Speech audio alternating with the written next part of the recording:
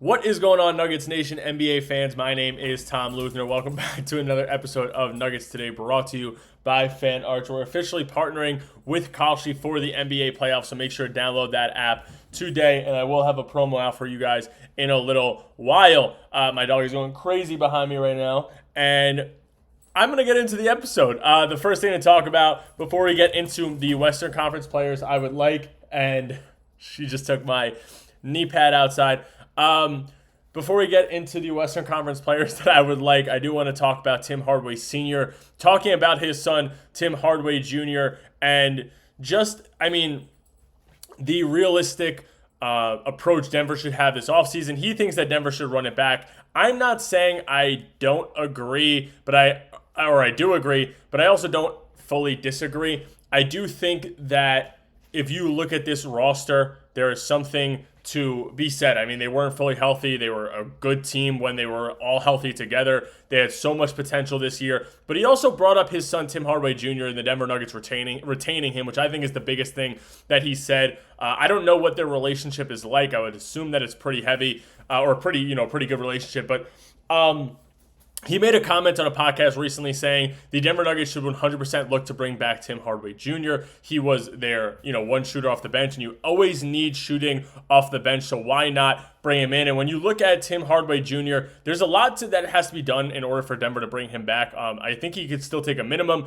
Everybody knows he's not really a minimum player. I mean, he's more of one of those guys that's in like that $7 to $8 million per year range, I feel like, even at the age he's at. But he's also coming off one of his best seasons in a pretty long time and the best shooting season that he's ever had in his career. He averages 13.5 points, which isn't as much as he was averaging in Dallas, but he was also a starter over in Dallas. He plays 80 games, which is the most games that he's played since 2013-14 when he played 81 games with the Knicks. He was playing less minutes than he did last year. He was averaging 2.5 more points. He was shooting 44.7%, which matches his career high from 2020-2021 when he was over in Dallas, where he shot 44.7%. That year, he shot 39.1% from the three-point line. This year, he shoots 40.7%, which, again, I believe, if I'm not mistaken, is the highest of his entire career. I'm going to fact-check that right now. But this was, in fact, the highest of his career. The second highest was 1920. So he was the best shooter that he's ever been in his career. When it comes down to attempts, he's taken up to 7.6 attempts per game in his career. He was shooting 6.9 attempts this year, which is nuts to think about off the bench. He was second in Sixth Man of the Year voting. And I think that Denver should 100% retain him. But it comes down to the situation of potentially moving on from Cam, or potentially moving on from Jamal, or potentially moving on from Aaron Gordon, one of those guys, in order to open up that cap space, try to get Payne Watson, and then obviously Tim Hardaway Jr. would come in right after. But I do want to talk about two guys that Denver should actually look to draft in this upcoming draft before they end up doing any more free agent moves. The first guy is Ibuka Okori from Stanford. Now, if you guys have been watching this channel for a little while, you guys know that I've been all about drafting Cam Carr because he was supposed to fall into that 26 range. But right now, he's going 15. The last mock draft, he was going 17 to the Thunder. Now he's landing 15 to the Bulls. He is a freak, and he deserves every bit of it. I mean, he is just a monster from Baylor. But Ibuka Okori from Stanford, point guard. A lot of positives and a lot of negatives to look at here for Okori. 6'2" or 6'2" 186 pounds. He's only 19 years old. So when you look at his positives and his negatives when it comes down to the strengths and the weaknesses, not just statistics, his points, his draft age, his fouls, his offensive BPM, the offensive rating, turnovers, wingspan ratio, player efficiency rating, offensive win shares, BPM, free throw percentage, two-point percentage, and free throw attempt rate are all his positives according to Tankathon. His stat weaknesses are defensive rating, assist percentage usage, assists, defensive rebounds or defensive win shares, and rebounds. You don't need to bring him in to be this defensive menace or this rebounding monster at the point guard position. He is on the smaller side, which makes sense. When you look at his per game stats, I mean, he played 35.1 minutes per game. He was shooting 47% or 46.5% from the field. He shot 35% from the three-point line, which can be worked on. Averaged 23.2 points per game, 3.6 rebounds, 3.6 assists, 1.6 steals, and 1.9 turnovers. Now, when it comes down to his game, and the few things I want to say that I would pinpoint, it's that he looks a little stiff at times when he is taking those jumpers, but he is 100% a backup playmaker, and that's what Denver needs right now. And this free agency market is a little bit scarce, in my opinion, for players that Denver could afford. Obviously, Ayo Dosunmu, Kobe White, Colin Sexton are all guys that you can sign as those backup playmakers. Nobody is really affordable for the Denver Nuggets, so I think that looking in the draft for a backup point guard could be great, but I'll get into something else in a little while. But before I do that, I do have to give you guys a quick word from our partner.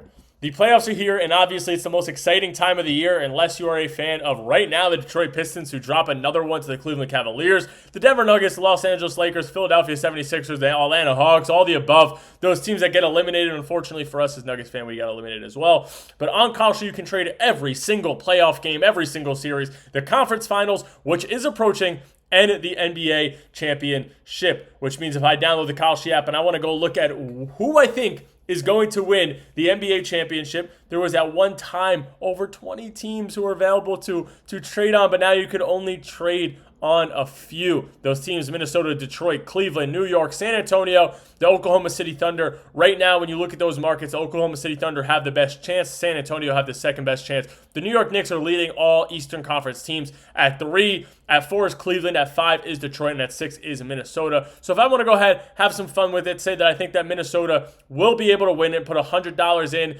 to that market, I can win up to $9,351.91 with the odds of plus 9,251. Now, on Kalshi, you're trading against peers in a live market, meaning there's no house. And as that probability changes, you can buy in or out of your position at any time. For a limited time, download the Kalshi app and use code FANARCHBASKETBALL, which is right under me right now, to get $10 when you play your first, or when you trade your first 10, Kalshi, Kalshi. Trade on anything. Now back to your regular schedule of programming. Like I said, Denver should probably target a backup point guard or backup playmaker or creator in the draft, but there's a guy who can potentially fall. He is known right now to some as the potential steal of the draft, and that is Michigan power forward Morez Johnson Jr. 6'10", 251 pounds. He is 20 years old, and when you look at his stats for Michigan, he only averaged 13 points per game, but he averaged 7.3 rebounds, 1.1 block, right under 1 steal a game. He shot 34% from the three-point line. He was a 62% shooter. And when it's funny, because you look on Tankathon, and they always have the stats or the offensive stats and the strengths and the weaknesses as well.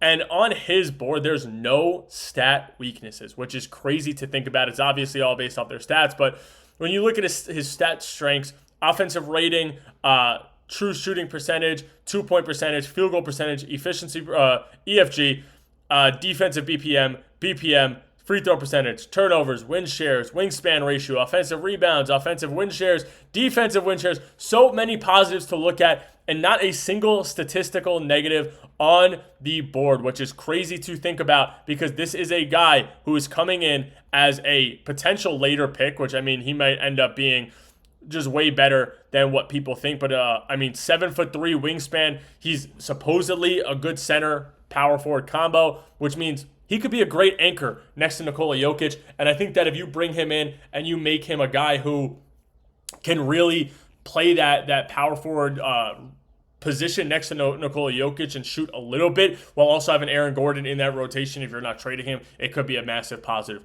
for the Denver Nuggets. But the question is, does Denver keep that pick? Now, I cover another podcast over for the Brooklyn Nets and Nets Press over on Instagram, who well known in the community, I believe 21.4 thousand followers over on Instagram. Him and I got into a conversation yesterday, and it was very interesting because he was saying from an outside point of view for the Denver Nuggets, you would think that they move off Jamal's contract. And he's not saying that in a malicious way. He's saying that because when you look at Jamal, he's going to age poorly. That contract's going to age poorly where you're making $50 million. And if they don't trade Jamal, they're going to be stuck in that cap position where Jamal and Nikola Jokic are both making 50 mil, and then any other guy you bring in making 20 to 30 mil, which is probably going to be P-Watt if you can extend him, and Christian Brown. You're in a position where you're just doing the exact same thing you do with MPJ, where you're attaching a pick to get off a player, because other teams in the league are looking at the Denver Nuggets and going, Peyton Watson's on the board. I could afford more than Denver can, so I'm going to offer him a contract. Why would I help them out to let them shed a roster spot? So another thing you have to look at is Denver potentially moving on from too much draft capital and also holding on to as many players as they can while also moving off of one big contract. And unfortunately for the Denver Nuggets, that big contract is Jamal Murray. But if you're able to get a 2-for-1 while also keeping your position in the draft and getting another guy or two in free agency, I think that you're in a better position. Not that I want to get rid of Jamal Murray by any means, but at the same time, it is worth it, in my opinion, to develop younger players now. Keep your draft picks and do not do those the player plus pick for another player trades, because at this point, they're not going to work for the Denver Nuggets. So that is all I got for you guys today, Nuggets Nation. Like I always say, make sure to hit that like and subscribe button. I will get into my Western Conference predictions of players that I want in the next couple episodes, and I'll catch you guys next episode.